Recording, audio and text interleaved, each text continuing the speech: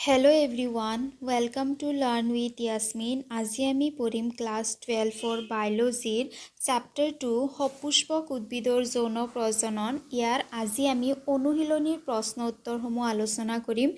তো অনুশীলনীৰ প্ৰথম প্ৰশ্নটো আছে কি পুং আৰু স্ত্ৰী লিংগধৰ উদ্ভিদ সৃষ্টি হোৱা গুপ্তবীজী উদ্ভিদৰ ফুলৰ অংশকেইটাৰ নাম লিখা। গুপ্তবীজী উদ্ভিদ যিবোৰ আছে গুপ্তবীজী উদ্ভিদৰ ফুলৰ কোনটো অংশৰ পৰা পুংলিংগধৰ উদ্ভিদ আৰু কোনটো অংশৰ পৰা স্ত্ৰী লিংগধৰ উদ্ভিদৰ সৃষ্টি হয় ফুলৰ সেই অংশকেইটাৰ নাম লিখিব লাগে। তো এনসাৰ হৈছে পুংলিংগধৰ উদ্ভিদৰ যিটো পুংলিংগধৰ উদ্ভিদ সৃষ্টি হয় পৰাগমনাৰ পৰা।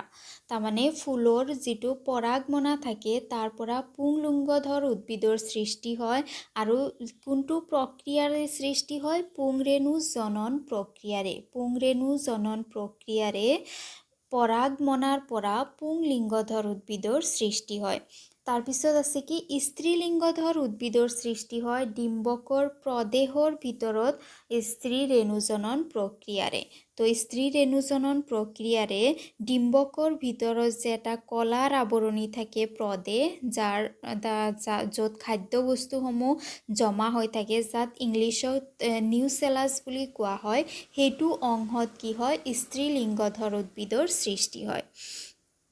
তাৰপিছত আছে আমাৰ কুৱেশ্যন নম্বৰ 2 পুংৰেণু জনন আৰু স্ত্ৰী ৰেণু জননৰ মাজত পাৰ্থক্য দেখুওৱা। পুংৰেণু জনন যে যাৰ দ্বাৰা পুংৰেণুৰ সৃষ্টি হয় আৰু স্ত্ৰী ৰেণু জনন যাৰ দ্বাৰা স্ত্ৰী ৰেণুসমূহৰ সৃষ্টি হয় তাৰ মাজত কি পাৰ্থক্য আছে পাৰ্থক্যসমূহ লিখিব লাগে আৰু এই ঘটনাসমূহত কোনবিধ কোষ বিভাজন হয় কোন ধৰণৰ কোষ বিভাজন হয় সেইটোও লিখিব লাগে। এই দুই কাৰ্যক্ৰমৰ শেষত সৃষ্টি হোৱা সংৰচনাসমূহৰ নাম লিখা। এই যে পুংৰেণু জনন আৰু স্ত্ৰী ৰেণু জনন হয় হোৱাৰ পিছত শেষত আমি কি পাওঁ সেই বিষয়েও লিখিব লাগে। তো প্ৰথমতে আছে কি প্ৰশ্নৰ প্ৰথম ভাগ হৈছে পুংৰেণু জনন আৰু স্ত্ৰী ৰেণু জননৰ মাজত পাৰ্থক্য কি। সাধাৰণতে পাৰ্থক্য 2 মাৰ্কছৰ আহে, গতিকে দুটা লিখিবা। তো এনসাৰ হৈছে পুংৰেণু জননত কি হয় পুংৰেণু জনন যিটো প্ৰক্ৰিয়া সেইটো হয় পৰাগমনাৰ ভিতৰত পুংৰেণু জনন প্ৰক্ৰিয়াটো হয় আৰু স্ত্ৰী ৰেণু জনন হয় ক'ত ডিম্বকৰ যিটো প্ৰদেহ আছে প্ৰদেহৰ ভিতৰত হয়। তাৰপিছত পুংৰেণু জননৰ পিছত কিহৰ সৃষ্টি হয় পৰাগ ৰেণুসমূহৰ সৃষ্টি হয় আৰু স্ত্ৰী ৰেণু জননত কিহৰ সৃষ্টি হয় স্ত্ৰী ৰেণু বা ক'ব পাৰা ভ্ৰূণস্থলীৰ সৃষ্টি হয়। দুটাৰ যিকোনো এটা লিখিব পাৰা স্ত্ৰী ৰেণু বা ভ্ৰূণস্থলীৰ সৃষ্টি হয়। তাৰপিছত প্ৰশ্নৰ মাজৰ অংশত কি আছে যে এই ঘটনাসমূহত কোনবিধ কোষ বিভাজন হয়। এই ঘটনাসমূহত হ্ৰাসাত্মক কোষ বিভাজন হোৱা দেখা যায়। হ্ৰাসাত্মক কোষ বিভাজন হৈ যিটো কোষৰ সংখ্যা থাকে ক্ৰমজমৰ সংখ্যা থাকে সেইটো 50% হৈ যায়, আধা হৈ যায়। তাৰপিছত কুৱেশ্যনৰ লাষ্টত আছে যে এই যে প্ৰক্ৰিয়া আছে পুংৰেণু জনন আৰু স্ত্ৰী ৰেণু জনন সেই প্ৰক্ৰিয়াৰ শেষত কি পোৱা যায় সংৰচনাসমূহ কি কি। এই কাৰ্যক্ৰমৰ শেষত সৃষ্টি হোৱা সংৰচনাসমূহ হ'ল পুংৰেণু জননৰ পৰা কি পোৱা যায় পৰাগৰেণু আৰু স্ত্ৰী ৰেণু জননৰ পিছত পোৱা যায় ভ্ৰূণস্থলী। কুৱেশ্যন নম্বৰ 3 তলত দিয়া শব্দকেইটা বিকাশৰ ক্ৰম অনুসৰে সজোৱা। তলত কিছুমান শব্দ দিয়া আছে ইহঁতৰ কোনটো প্ৰথমতে বিকাশ হয় সেইটো প্ৰথমতে লিখিবা, তাৰপিছত কোনটো বিকাশ হয় তাৰপিছত কোনটো বিকাশ হয় সেইটো লিখিব লাগে। এতিয়া চোৱা ইয়াতে কি দিয়া আছে ইয়াতে দিয়া আছে পৰাগৰেণু, তাৰপিছত ৰেণুজনকলা, পুংৰেণু চতুষ্টয়, পুংৰেণু মাতৃকোষ আৰু পুংজনন কোষ এইবোৰ উলটাকৈ দিয়া আছে। ইহঁতক শুদ্ধ ক্ৰমত সজাব লাগে। এনসাৰ হৈছে বিকাশৰ শুদ্ধ ক্ৰমটো হ'ল বিকাশৰ শুদ্ধ ক্ৰমত কি হয় পোন প্ৰথমতে ৰেণুজনকলাৰ সৃষ্টি হয়। যিটো পৰাগধানী থাকে পৰাগধানীৰ ভিতৰত প্ৰথমতে ৰেণুজনকলাৰ সৃষ্টি হয়। তাৰপিছত যেতিয়া পৰাগধানীটো বিকাশ হ'বলৈ ধৰে। বিকাশ হোৱাৰ পিছত যিটো ৰেণুজনক কলা আছে, পৰাগধানীৰ মাজত কিছুমান কোষৰ সমষ্টি থাকে যাক ৰেণুজনক কলা বুলি কোৱা হয়। এই ৰেণুজনক কলাৰ কি হয়, প্ৰত্যেকটো কোষে যেতিয়া পৰাগধানীটো বিকাশ হয়, বিকাশ হোৱাৰ পিছত ৰেণুজনক কলাৰ প্ৰত্যেকটো কোষৰে পুংৰেণু মাতৃকোষৰ গুণ থাকে। পুংৰেণু মাতৃকোষ হিচাপে কাম কৰিব পাৰে। তাৰপিছত এই পুংৰেণু মাতৃকোষে কি কৰে, পুংৰেণু মাতৃকোষৰ এবাৰ হ্ৰাসাত্মক বিভাজন হয়। হ্ৰাসাত্মক বিভাজন হৈ কিহৰ সৃষ্টি কৰে, পুংৰেণু চতুষ্টয়ৰ সৃষ্টি কৰে। পুংৰেণু চতুষ্টয় মানে 4টা পুংৰেণু একেলগে থোপ বান্ধি থাকে, সেইকাৰণে ইয়াক পুংৰেণু চতুষ্টয় বুলি কোৱা হয়।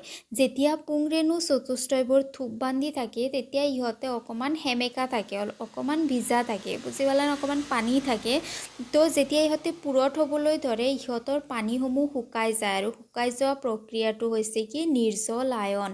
নিৰ্জলায়ন প্ৰক্ৰিয়াৰ দ্বাৰা ইয়াৰ ভিতৰৰ পানীখিনি শুকাই যায়। শুকাই যোৱাৰ পিছত এই 4টা পুংৰেণু এটাই আনটোৰ পৰা আঁতৰি যায়। যেতিয়া আঁতৰি যায় তেতিয়া ইয়াক পৰাগৰেণু বুলি কোৱা হয়। তাৰপিছত পৰাগৰেণুটোৰ যেতিয়া বিকাশ হয় তেতিয়া তাৰ পৰা পুংজনন কোষৰ সৃষ্টি হয়। এনেদৰে বিকাশৰ ক্ৰমত সজোৱাৰ পিছত তলত এক্সপ্লেইন কৰি দিবা। যদি মাৰ্ক 3 মান থাকে তেতিয়াহ'লে এক্সপ্লেইন কৰি দিবা, যদি 1 থাকে অকল এইখিনি সজাই দিবা। তো এক্সপ্লেইন কেনেকৈ কৰিবা, যেতিয়া পুংৰেণুধানীৰ বিকাশ হয় তেতিয়া পুংৰেণু জনকলাৰ প্ৰতিটো কোষে পুংৰেণু মাতৃকোষ হিচাপে কাম কৰে। তাৰপিছত এই পুংৰেণু মাতৃকোষটোৰ কি হয়, পুংৰেণু মাতৃকোষটোৰ হ্ৰাসাত্মক বিভাজন হয়। বিভাজন হৈ পেলাই পুংৰেণু চতুষ্টয়ৰ সৃষ্টি কৰে। তাৰপিছত পৰাগধানী যেতিয়া পূৰঠ হয় তেতিয়া সিহঁতৰ নিৰ্জলায়ন, ইয়াতে এটা ৰেফ হ'ব দেই, নিৰ্জলায়ন হয়। নিৰ্জলায়ন হৈ পুংৰেণুসমূহ এটাই আনটোৰ পৰা পৃথক হয় আৰু তেতিয়া তাক পৰাগৰেণু বুলি কোৱা হয়। তাৰপিছত যেতিয়া পৰাগৰেণুবোৰ পূৰঠ হয় তেতিয়া ইহঁতে পুংজনন কোষলৈ ৰূপান্তৰিত হয়। সেইখিনি লিখিব লাগে। Question number 4। কুৱেশ্যন নম্বৰ 4, গুপ্তবীজী উদ্ভিদৰ এটা আদৰ্শ ডিম্বকৰ পৰিষ্কাৰ চিহ্নিত চিত্ৰ আঁকি অংশসমূহ বৰ্ণনা কৰিব লাগে। গুপ্তবীজী উদ্ভিদৰ যে ডিম্বক থাকে, ডিম্বকটোৰ ভিতৰে বাহিৰে কি কি অংশ থাকে তাৰ এটা সুন্দৰ চিত্ৰ আঁকিব লাগে আৰু অংশসমূহ বৰ্ণনা কৰিব লাগে। এইটো মই চিত্ৰ এটা আঁকিছোঁ, যদি তোমালোকে ইয়াতকৈ ভালকৈ পাৰা ভালকৈ আঁকিবা, আৰু যদি ভালকৈ নোৱাৰা তেতিয়াহ'লে থুলমূলকৈ আঁকি পেলাই লেবেলিং ভালকৈ কৰিবা। লেবেলিং বহুত ইম্পৰ্টেণ্ট হয় চিত্ৰৰ ক্ষেত্ৰত। এইবোৰ যে লেবেলিংবোৰ যে আছে এইবোৰ ভালকৈ কৰিবা, আৰু যদি ভালকৈ পাৰা তেতিয়াহ'লেতো কথাই নাই।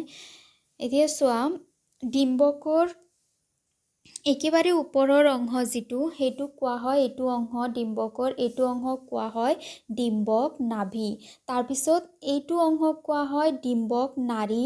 ডিম্বক নাড়ী এইটো, ডিম্বক নাড়ী মানে হৈছে কি ডিম্বকৰ ঠাৰি। ডিম্বকটো য'ত লাগি আছে সেইটো অংশ, ডিম্বকৰ ঠাৰিটোক কি বুলি কোৱা হয়, ডিম্বক নাড়ী বুলি কোৱা হয়। তাৰপিছত এটা অংশ আছে, এইটো অংশ চোৱা, এইটো অংশ কি হয়, খোলা অংশ। এইটো যে অংশটো যে আছে এইটো অংশ খোলা হয়, য'ত একো আৱৰণি নাথাকে, এটা সৰু ফুটাৰ থাকে। সেই আৱৰণটোক কি বুলি কোৱা হয়, ডিম্বক ৰন্ধ্ৰ বুলি কোৱা হয়। ৰন্ধ্ৰ মানে কি ফুটা, খোলা অংশ। তাৰপিছত এইটো যে আৱৰণি, একেবাৰে বাহিৰৰ যিটো আৱৰণি সেইটো আৱৰণিক কোৱা হয় বহিঃডিম্বকতক, তাৰমানে ডিম্বকৰ বাহিৰৰ আৱৰণি। তাৰ পিছৰ যে আৱৰণি, এইটো আৱৰণিক কোৱা হয় অন্তঃডিম্বকতক, তাৰমানে ডিম্বকৰ ভিতৰৰ আৱৰণি। তাৰপিছত এইটো দুটা আৱৰণিৰ ভিতৰৰ যিটো আৱৰণি সেইটো আৱৰণিক কোৱা হয় প্ৰদেশ। প্ৰদেশ য'ত খাদ্যবস্তুসমূহ জমা হৈ থাকে। প্ৰদেশ এটা কোষৰ কলাৰ আৱৰণি। তাৰপিছত মাজত চোৱা এটা সুন্দৰ অংশ, এই মাজৰ অংশটো কি বুলি কোৱা হয়, মাজৰ অংশটো হৈছে ভ্ৰূণস্থলী। তাৰপিছত ডিম্বকৰ মূলৰ ডিম্বক ৰন্ধ্ৰ য'ত থাকে ওপৰৰ ফালে, ইয়াতে আছে কি ডিম্বক ৰন্ধ্ৰ। ডিম্বক ৰন্ধ্ৰৰ যিটো অপজিট ছাইড, ডিম্বক ৰন্ধ্ৰৰ অপজিট ছাইড কোনটো অংশ, এইটো অংশ হয়নে। ডিম্বক ৰন্ধ্ৰৰ অপজিট অংশক কোৱা হয় ডিম্বক মূল। গতিকে এইটো হৈছে ডিম্বক মূল, এটা আদৰ্শ ডিম্বকৰ চিত্ৰ। এনেদৰে লিখি দিবা। এইটো অকণমান ব্লাৰ হৈ গৈছে, শুনিবা মই কি কওঁ। So question number 5, স্ত্ৰীলিংগধৰ উদ্ভিদৰ এক ৰেণু বিকাশ বুলিলে কি বুজা? স্ত্ৰীলিংগধৰ উদ্ভিদত কি হয়, এটা ৰেণুৰহে বিকাশ হয়, সেইটো বুলিলে কি বুজা, কেনেদৰে হয় সেই বিষয়ে লিখিব লাগে। এনচাৰ হৈছে এটা মাত্ৰ স্ত্ৰী ৰেণুৰ পৰা ভ্ৰূণস্থলীৰ বিকাশৰ পদ্ধতিক কোৱা হয় এক ৰেণু বিকাশ। বেছি সংখ্যক সপুষ্পক উদ্ভিদৰ 4টা স্ত্ৰী ৰেণুৰ ভিতৰত মাত্ৰ এটা ক্ৰিয়াত্মক হয় আৰু বাকী 3টা নষ্ট হৈ যায়। কেৱল ক্ৰিয়াত্মক স্ত্ৰী ৰেণুৰ পৰা স্ত্ৰীলিংগধৰ উদ্ভিদৰ ভ্ৰূণৰ বিকাশ হয়। এতিয়া চোৱা, যিবোৰ স্ত্ৰীলিংগধৰ উদ্ভিদ থাকে, স্ত্ৰীলিংগধৰ উদ্ভিদৰ ক্ষেত্ৰত কি হয়, 4টা কোষৰ সৃষ্টি হয়, 4টা স্ত্ৰীলিংগধৰ ৰেণুৰ সৃষ্টি হয়, স্ত্ৰী ৰেণুৰ। সেই 4টা ৰেণুৰ মাত্ৰ এটা ৰেণুৱেহে কি কৰিব পাৰে, এটা ৰেণুহে স্ত্ৰী ৰেণু মাতৃকোষ হিচাপে কাম কৰে আৰু বাকী যে 3টা থাকে, বাকী 3টা বেয়া হৈ যায়। চ' এটা ৰেণু যিহেতু এটা ৰেণুহে ক্ৰিয়াত্মক হয়, এটা ৰেণুৰ পৰাহে স্ত্ৰীলিংগধৰ উদ্ভিদৰ সৃষ্টি হয়, সেইবাবে ইয়াক এক ৰেণু বিকাশ বুলি কোৱা হয়। কেৱল ক্ৰিয়াত্মক স্ত্ৰী ৰেণুৰ পৰাহে কি হ'ব পাৰে, স্ত্ৰীলিংগধৰ উদ্ভিদৰ সৃষ্টি হ'ব পাৰে, বাকী কেইটাৰ পৰা নহয়। আৰু যিহেতু এটা ৰেণুৰ পৰা হয়, সেইকাৰণে ইয়াক এক ৰেণু বুলি কোৱা হয়। তাৰপিছত চোৱা কুৱেশ্যন নম্বৰ 6, স্ত্ৰীলিংগধৰ উদ্ভিদৰ 7 কোষীয় আৰু 8 কোষকেন্দ্ৰীয় অৱস্থাৰ পৰিষ্কাৰ চিত্ৰ আঁকি বৰ্ণনা কৰা। যিবোৰ স্ত্ৰীলিংগধৰ উদ্ভিদ থাকে, সিহঁতৰ ক্ষেত্ৰত কোষ থাকে 7টা আৰু কোষকেন্দ্ৰ থাকে 8টা। গতিকে তাৰ এটা চিত্ৰ আঁকিব লাগে আৰু অংশসমূহ বৰ্ণনা কৰিব লাগে। এইটো চোৱা, এইটো হৈছে এটা স্ত্ৰীলিংগধৰ উদ্ভিদৰ 7 কোষীয় আৰু 8 কোষকেন্দ্ৰীয় অৱস্থা। এইটো চোৱা, 1 2 3 4 5 6 7 8, 8টা কোষকেন্দ্ৰ আৰু 7টা কোষ কেনেকৈ, এইটো চোৱা, কোষ কেইটা আছে ইয়াতে, 1 2 3 4 5 6 7টা কোষকেন্দ্ৰ আছে। গতিকে এইটো হৈছে স্ত্ৰীলিংগধৰ উদ্ভিদৰ 7 কোষীয় আৰু 8 কোষকেন্দ্ৰীয় অৱস্থা বৰ্ণনা কৰোঁ আমি, এইটো কোনটো কেনেদৰে সৃষ্টি হৈছে। এতিয়া চোৱা, যিটো স্ত্ৰী ৰেণু মাতৃকোষ থাকে, স্ত্ৰী ৰেণু মাতৃকোষৰ সূত্ৰ বিভাজন হয়, সূত্ৰ বিভাজন হৈ স্ত্ৰীলিংগধৰ উদ্ভিদৰ সৃষ্টি হয়। সূত্ৰ বিভাজন হৈ কোষৰ সংখ্যা বৃদ্ধি হয়, সূত্ৰ বিভাজনত কোষৰ সংখ্যা বৃদ্ধি হয়। চ' স্ত্ৰী ৰেণুৰ 3বাৰ সূত্ৰ বিভাজন হৈ 8টা কোষকেন্দ্ৰযুক্ত ভ্ৰূণস্থলীৰ সৃষ্টি হয়। যিটো স্ত্ৰী ৰেণু থাকে, সেইটোৱে 3বাৰ কোষ বিভাজন কৰে, কৰি পেলাই 8টা কোষকেন্দ্ৰযুক্ত ভ্ৰূণস্থলীৰ সৃষ্টি কৰে। স্ত্ৰীলিংগধৰ উদ্ভিদৰ 7 কোষ আৰু 8 কোষকেন্দ্ৰযুক্ত ভ্ৰূণস্থলীৰ সৃষ্টি হোৱা প্ৰক্ৰিয়াটো তলত বৰ্ণনা কৰা হ'ল। চ' তলত আমি এতিয়া বৰ্ণনা কৰিম যে এই 8 কোষকেন্দ্ৰ আৰু 7 কোষযুক্ত ভ্ৰূণস্থলী কেনেদৰে সৃষ্টি হয়। প্ৰথমতে চোৱা, যিটো ক্ৰিয়াত্মক স্ত্ৰী ৰেণু থাকে, ইয়াৰ আগতে এটা কথা শুনি লোৱা, এনচাৰটো অকণমান ডাঙৰ হয়, গতিকে এনেদৰে পইণ্ট ৱাইজ লিখা হৈছে। পইণ্ট ৱাইজ লিখিলে তোমালোকৰ যদিও এনচাৰ ডাঙৰ হয়, তথাপি মনত থাকি যাব। পইণ্ট ৱাইজ লিখিবা, কেইটা পইণ্ট আছে মনত ৰাখিবা, তেতিয়া যদি এটা পইণ্ট মিছ হৈ যায় মনত পেলাব পাৰিবা। আৰু চিত্ৰটো আছে, চিত্ৰ চাই পেলাই লিখিবা, তেতিয়া পাহৰি নোযোৱা। চ' প্ৰথম পইণ্টটো চোৱা, যেতিয়া ক্ৰিয়াত্মক স্ত্ৰী ৰেণু কোষকেন্দ্ৰত প্ৰথমবাৰ সূত্ৰ বিভাজন হয়, হৈ পেলাই 2টা কোষৰ সৃষ্টি হয়। নেক্সট পইণ্ট হৈছে 2টা কোষকেন্দ্ৰ 2 মেৰুৰ ফালে গতি কৰে। তাৰমানে যিটো ক্ৰিয়াত্মক স্ত্ৰী ৰেণুৰ কোষকেন্দ্ৰ থাকে, 4টা যে স্ত্ৰী ৰেণুৰ সৃষ্টি হয়, তাৰ এটা হৈছে কি ক্ৰিয়াত্মক স্ত্ৰী ৰেণু। সেই এটা ক্ৰিয়াত্মক স্ত্ৰী ৰেণুৰ যিটো কোষকেন্দ্ৰ থাকে, কোষকেন্দ্ৰটোৱে সূত্ৰ বিভাজন কৰে, কৰাৰ পিছত ইয়াতে কোষকেন্দ্ৰৰ সংখ্যা কেইটা হৈ যায়, এটাৰ পৰা 2টা কোষকেন্দ্ৰৰ সৃষ্টি হয় আৰু 2টা 2 মেৰুৰ ফালে গতি কৰে। এইটো এটা মেৰু আৰু এইটো এটা মেৰু, 2 মেৰুৰ ফালে ইহঁতে গতি কৰে। তাৰপিছত নেক্সট হৈছে কি ইহঁতৰ বিভাজন হয়, ইহঁতৰ পুনৰ বিভাজন হয়। তাৰমানে কি হয় ইহঁতৰ এবাৰ বিভাজন হৈ পেলাই দুটাৰ সৃষ্টি হ'ল, তাৰপিছত ইহঁতৰ ছেকেণ্ড টাইম আৰু এবাৰ বিভাজন হয়, থাৰ্ড টাইম আৰু এবাৰ বিভাজন হয়। বুজি পালানে? বিভাজন হৈ ইহঁতে 8টা কোষকেন্দ্ৰযুক্ত ভ্ৰূণস্থলীৰ সৃষ্টি কৰে। চ' প্ৰথমতে কি হৈছিল বিভাজন হৈ দুটাৰ সৃষ্টি কৰিছিল, দুটাৰ পৰা বিভাজন হৈ পেলাই এতিয়া কি হ'ব 4টাৰ সৃষ্টি হ'ব, 4টাৰ পৰা বিভাজন হৈ পেলাই ইয়াতে কেইটা কোষকেন্দ্ৰৰ সৃষ্টি হয় 8টা কোষকেন্দ্ৰৰ সৃষ্টি হয়। চ' যেতিয়া 8টা কোষকেন্দ্ৰৰ সৃষ্টি হয় 8টা কোষকেন্দ্ৰযুক্ত হোৱাৰ পিছত ইয়াৰ 6টাক আৱৰি কোষবেৰৰ সৃষ্টি হয় আৰু কোষলৈ ৰূপান্তৰিত হয়। যেতিয়া এই 8টা কোষকেন্দ্ৰৰ সৃষ্টি হয় 8টা কোষকেন্দ্ৰৰ সৃষ্টি হোৱাৰ লগে লগে ইয়াৰ কোষৰ চাৰিওফালে কোষকেন্দ্ৰৰ সৃষ্টি হয়। এইটো চোৱা, এইটো হৈছে চিত্ৰ, ইয়াৰে 6টাক আৱৰি পেলাই এইটো কোষকেন্দ্ৰ, ইয়াৰে 6টাক আৱৰি পেলাই কি হয় কোষৰ সৃষ্টি হয়, কোষবেৰৰ সৃষ্টি হয়। আৰু যেতিয়াই কোষবেৰৰ সৃষ্টি হয় তেতিয়াই কি হয় ইহঁতে এটা কোষলৈ ৰূপান্তৰিত হয়। প্ৰথমতে ইহঁতে আছিল কি কোষকেন্দ্ৰ, ইয়াৰ চাৰিওফালে কোষবেৰ হ'ল মানে ই কি হৈ গ'ল এটা সম্পূৰ্ণ কোষ হৈ গ'ল।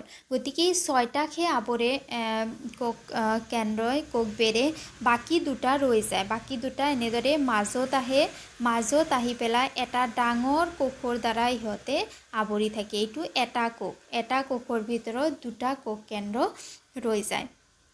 সেই চোৱা, বাকী দুটা ভ্ৰূণস্থলীৰ মাজত থকা ধ্ৰুৱীয় কোষকেন্দ্ৰ এটা ডাঙৰ কোষত সোমাই থাকে। তাৰপিছত কি হয় যিটো ডিম্বক ৰন্ধ্ৰৰ ফাল, এইটো হৈছে কি ডিম্বক ৰন্ধ্ৰৰ ফাল, ডিম্বক ৰন্ধ্ৰৰ ফালে এনেকুৱা হয়।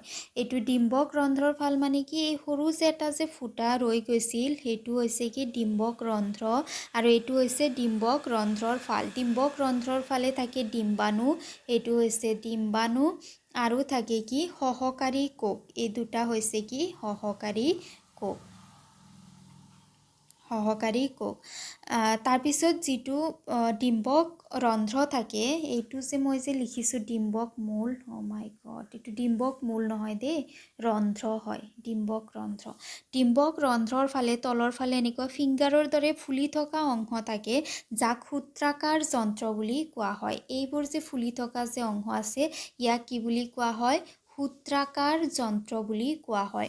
আৰু ডিম্বক ৰন্ধ্ৰৰ যিটো অপজিট ছাইড থাকে এইটো ছাইড হয় সদায় কি ডিম্বক মূল। এই ডিম্বক মূলৰ ফালে যে তিনিটা কোষ আছে এই তিনিটা কোষক কি বুলি কোৱা হয় প্ৰতিপাদ কোষ সমষ্টি বুলি কোৱা হয়।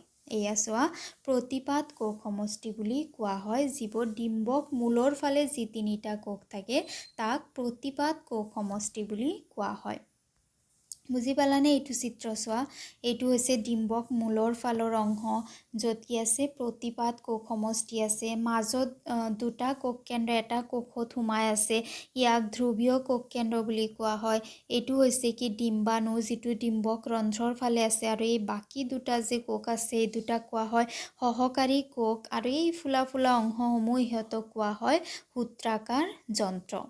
তো এইখিনি আছিল অনুশীলনী, 6টা কুৱেশ্যন আছিল, আমি 6টা কুৱেশ্যন আলোচনা কৰিলোঁ। নেক্সট আমি আৰু বেলেগ ভিতৰৰ পৰা কুৱেশ্যন পঢ়িম। চ' যদি ভিডিঅ' ভাল লাগিছে তেতিয়াহ'লে লাইক কৰিবা, বন্ধু বান্ধৱৰ সৈতে ভিডিঅ' শ্বেয়াৰ কৰিবা আৰু চেনেল ছাবস্ক্ৰাইব কৰিবা। Thank U.